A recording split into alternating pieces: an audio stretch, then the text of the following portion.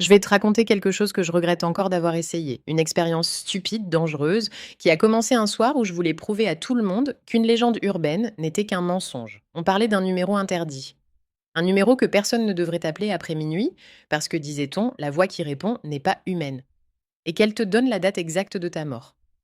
J'ai décidé de tester. À minuit pile, j'ai allumé ma caméra. Pas pour faire une blague. Pour montrer au monde qu'il n'y avait rien de vrai dans tout ça. J'ai composé le numéro, plus 42, 66, 2 euros. Quand j'ai appuyé sur appel, j'ai senti comme un souffle froid dans mon dos. Une sensation qui n'avait aucun sens mais qui m'a traversée comme une aiguille glacée. Le téléphone sonnait, une fois, deux fois, trois fois.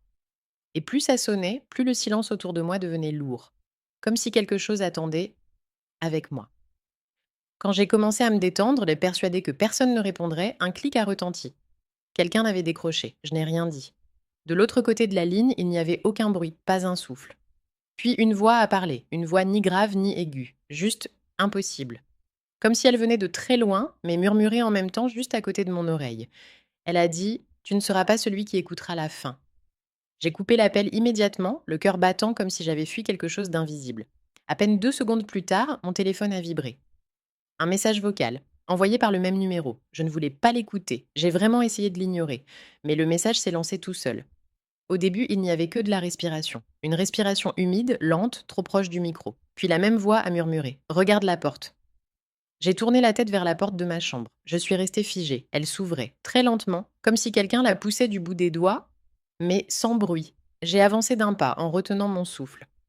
Quelque chose a traversé le couloir derrière la porte. Une silhouette floue, impossible à décrire, trop rapide pour être humaine. Mon téléphone s'est remis à sonner. J'ai décroché, les mains tremblantes. La voix est revenue, plus proche, plus nette. Elle a dit: Je suis déjà entrée. À cet instant, la caméra que j'avais posée a tremblé, comme si quelqu'un l'avait frôlée. Et derrière moi, j'ai entendu des pas. Des pas qui ne venaient pas du sol, mais du mur, comme si quelque chose marchait dessus.